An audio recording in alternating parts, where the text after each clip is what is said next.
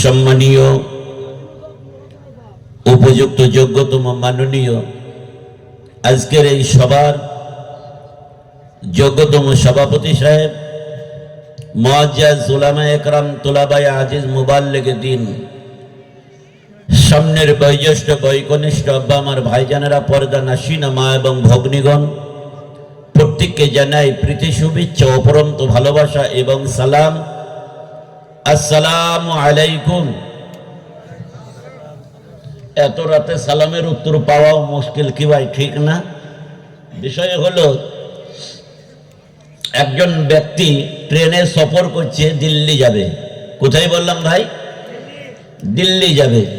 তো যাওয়ার সময়ে রাত্রি যখন 12টা বাজে, বেচারা সন্ধ্যাবেলায় খাবার খাওয়ার টাইম পায় নাই। তো ট্রেনে যাচ্ছে দিল্লি। তো যেতে যেতে যখন রাত্রি 12টা বাজে, সেই সময়ে এর পেটেরও 12টা বাজে। আল্লাহ, খাওয়া হলো না, ঘুম আসে, চোখ টানে। একবার মানে যাকে তন্দ্রা বলে, মানে না ঘুম না আছে। তো মসজিদে জুম্মার নামাজ পড়তে যান না আপনারা? ইমাম সাহেব যখন খুতবা পড়ে, দেখবেন অনেক মানুষ খুতবা শুনে, আবার অনেক মানুষ না কোটাকে আবার খুতবাও শুনে। কি ভাই ঠিক না? ঠিক। ঠিক ট্রেনে ওই রকম আপনার একবার চোখ খুলছে, একবার শুনছে, আবার পেটে জ্বালা ধরে আছে, ঘুম ঠিক হচ্ছে না, না ঘুম না চেতন। এমনি সময় একজন হকারি উঠেছে। হকারি ওঠার পরে, এই ভাই তরকারি রুটি, এই ভাই তরকারি রুটি। এ বেচারা চোখ না খুলে ঘুমিয়ে ঘুমিয়ে বলে, ভাই 5খানা রুটি দাও তো। 5খানা রুটি খাওয়া হয়ে গেল, ও চোখ বন্ধ করে খায়। আবার হকারি বলে, এই ভাই তরকারি রুটি, তরকারি রুটি। বলে, ভাই আর 10খানা দাও তো। এমনি করে 20খানা রুটি ওর খাওয়া হয়ে গেল। হকারি ঘুরে এসে বলছে, ভাই পয়সা দাও। তা বলছে, কিসের পয়সা? তা বলছে, ওই যে তরকারি রুটি খেয়েছো। তা বলছে, ভাই তরকারি রুটি খেয়েছো মানে পয়সা কিসের? তুমি যে বললে সরকারি রুটি। কিসের রুটি? এ সরকারি রুটি, সেই জন্য আমি 20খানা খেয়ে ফেলেছি। পয়সা কিসের রে ভাই? বলে, আরে ভাই আমি বলি যে তরকারি রুটি। ও বলছে, আমি শুনেছি সরকারি রুটি।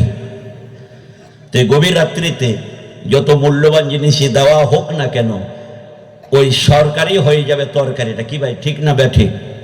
দরুদ ইব্রাহিমটা একবার পড়ি, আল্লাহুম্মা সাল্লি আলা মুহাম্মাদিন ওয়া আলা আলি মুহাম্মাদ কামা সাল্লাইতা আলা ইব্রাহিম ওয়া আলা আলি ইব্রাহিম ইন্নাকা হামিদুম মাজিদ।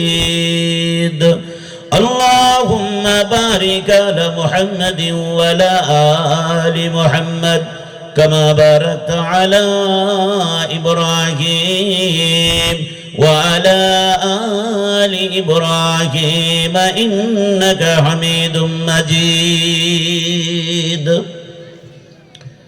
ভাই, আপনাদের এই গভীর রাতে আমি আগেই বলেছি, ওয়াজ করলে তরকারি মানে সরকারি বেনে যাবে। বেশিক্ষণ বলবো না, অল্প কিছু বলবো ইনশাল্লাহ। তো মনোযোগ সহকারে শুনবে ইনশাল্লাহ। কে কে শুনবো হাত একবার উঁচু করে বলা যাবে ইনশাল্লাহ? আচ্ছা ভাই, একবার নারায় তাকবীর দেবো, সবাই একবার খাড়া হয়ে দাঁড়ানো যাবে। অনেকক্ষণ বসে আছেন তো, মাজা ধরে যাবে। কি ভাই ঠিক না? ঠিক। একবার দাঁড়ানো যাবে ইনশাল্লাহ? নারায় তাকবীর। আচ্ছা ভাই, আল্লাহ জিকির করার সামনের দিকে আগে আছে, সুবহানাল্লাহ।